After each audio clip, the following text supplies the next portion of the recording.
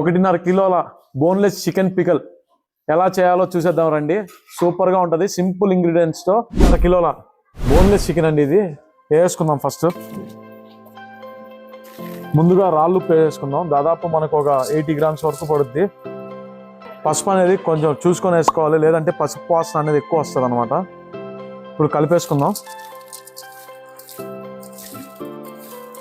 కదండి, కలిపి కాసేపు ఒక హాఫ్ అన్ అవర్ అయినా పక్కన పెట్టుకోవాలి. ఎందుకంటే దీంట్లో నుంచి వాటర్ అనేది ఊరుతుంది అనమాట. ఆ ఊరితే అనేది చాలా బాగా పడుతుంది అనమాట. ఉప్పు పసుపు అనేది ముక్కకి. ముందుగా మ్యారినేట్ చేసి పెట్టుకున్న చికెన్ని కడాయిలో వేసి ఆయిల్ నీళ్లు ఇమిరేంత వరకు వేసుకోవాలి.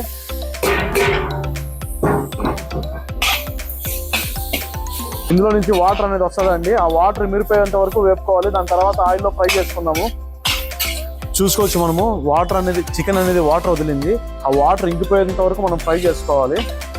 బాగా ఫ్రై చేసుకోవాలి, లేదంటే కానీ మనకి పికల్ అనేది చెడిపోతుంది అనమాట. ఫుల్ డ్రై అయిపోవాలన్నమాట ఇది. ఇప్పుడు మనం ఆయిల్ పోసుకోవాలి. ఆయిల్ కొంచెం ఎక్కువే ఉంటుంది అనమాట. చికెన్ పికల్ నిలవ ఉండాలంటే ఆయిల్ కొంచెం ఎక్కువ ఉంటుంది. దాదాపు 400 ml ఆయిల్ పోసాం మనం.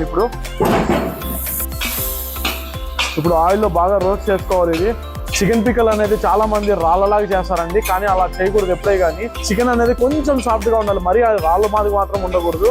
అదే అనమాట మెయిన్గా చూసుకోవాల్సింది. చాలా మంది అలా చేయరు, కానీ మనం మాత్రం అలా చేసుకుంటాము. చూసుకోవచ్చు మనము చికెన్ అనేది బాగా కుక్ అయిపోయింది. ఇప్పుడు మనము వేరే దాంట్లోకి స్ట్రైన్ అనేది చేసుకుందాము. ఇప్పుడు ఇలా మనం స్ట్రైన్ చేసుకోవాలి. ఆయిల్ సపరేట్ చేసుకోవాలి. ఆయిల్ నుంచి చికెన్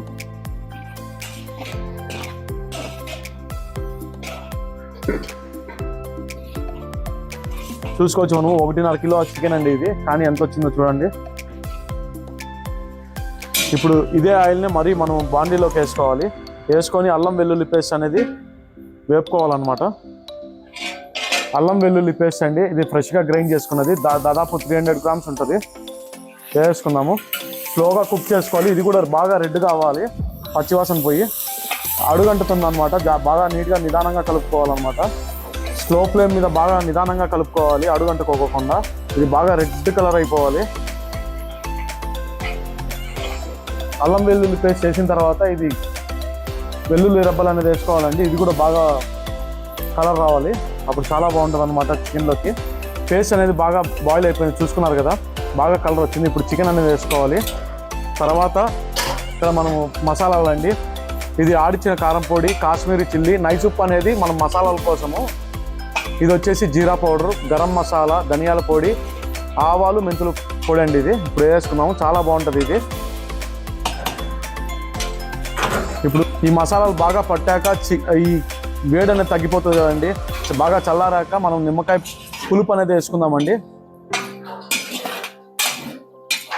చూసుకోవచ్చు ఎంత బాగా వచ్చిందో.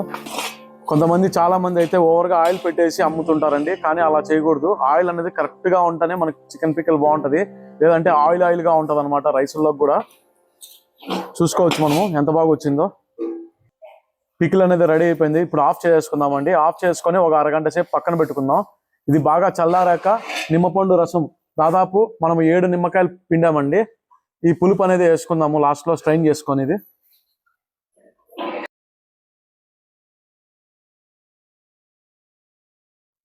నిమ్మపండు రసం అనేది పోసేసుకుందాము.